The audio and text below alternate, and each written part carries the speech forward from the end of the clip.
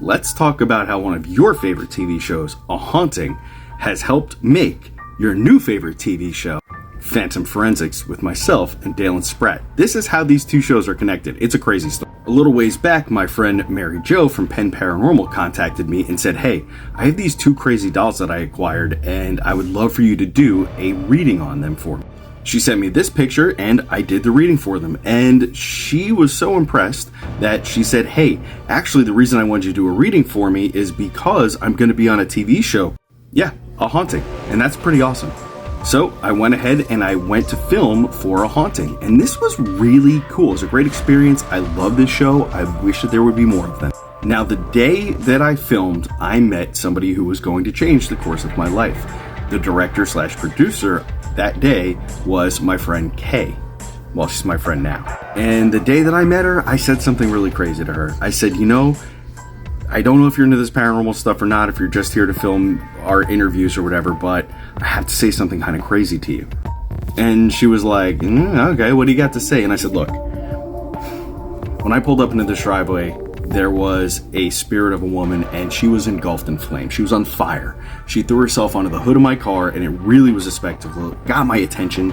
And now that we're done filming and we're sitting in the backyard relaxing a little bit before I leave, I have to tell you, she's with you. This woman on fire is with you. She's standing behind you and there is something tremendously crazy happening. So I went on to tell her more details about the woman on fire, and it turns out that a lot of the details that I had just given to her matched the location that she was in out in California filming another episode of A Haunting, although this ghost had nothing to do with what they had just filmed. From there, we had become friends, we talked more, and yes, we will talk about that woman on fire at another time, perhaps during another Phantom Forrensics episode, because it's a wild story. Her and I have tried to develop multiple TV shows for multiple channels, and it just kept falling through because, as you know, the TV world is just falling apart. But this is where things got interesting.